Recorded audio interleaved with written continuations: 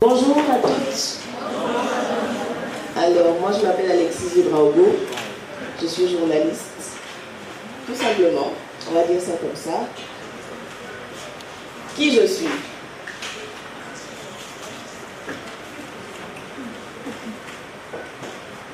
Je suis une passionnée qui a découvert son amour il y a aujourd'hui 11 ans, voilà, l'amour du journalisme. Je vous raconte peut-être de façon très briève mon histoire. J'étais en année BTS communication d'entreprise quand j'ai eu envie de faire un stage dans le milieu de la communication en général. Je ne visais pas forcément le journalisme, hein, la communication en général. Et je suis allée voir mon père, j'ai dit papa, je veux faire un petit stage chez toi. Il dit non, tu ne peux pas venir faire stage chez moi, va chez mon ami. Donc il avait un ami qui avait un quotidien, un journal, 24 heures à l'époque. Et j'y suis allée et puis j'ai commencé à faire des petits papiers.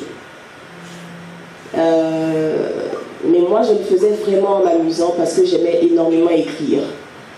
Donc le premier papier que je fais, le monsieur descend de son bureau. Ah mais qui a fait cet article? On dit ah c'est la jeune fille. Puis il dit ok je vais garder l'œil sur toi. Et donc je fais mon travail, mais vraiment avec beaucoup de passion.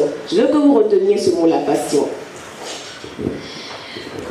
Souvent la vie va vous envoyer des pots de banane, mais votre force résidera dans votre capacité à vous relever. Je le disais dernièrement au forum de l'entrepreneuriat, de l'emploi de l'entrepreneuriat féminin, il faut savoir se relever. Et puis, nous qui avons la chance de nous tenir devant vous souvent, vous avez l'impression que tout est rose. J'en voyais dans les yeux briller quand je racontais que je suis passée de là à là à là. Mais quand on vient raconter les témoignages de vie, là, on les raconte en 5 minutes. Hein. Mais sur le terrain, c'est 11 années. Ça n'a pas été 11 années de joie, ça n'a pas été 11 années de chaque matin tu te réveilles et puis tu n'as que des bonnes nouvelles.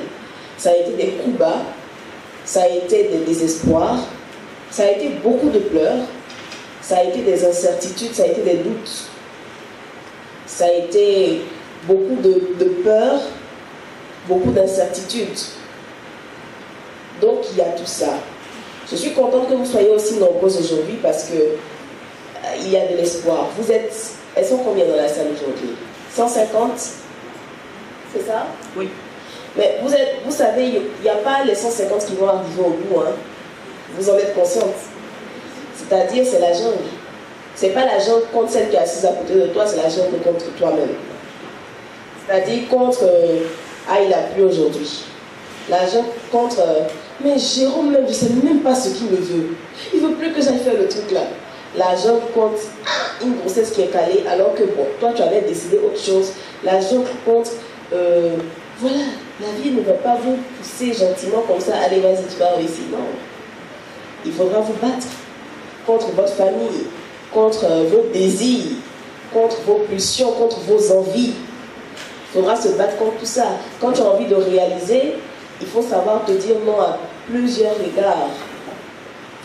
Et le dernier truc sur lequel je vais m'apaisantir avant de vous laisser peut-être vous poser des questions, c'est vous êtes des jeunes femmes.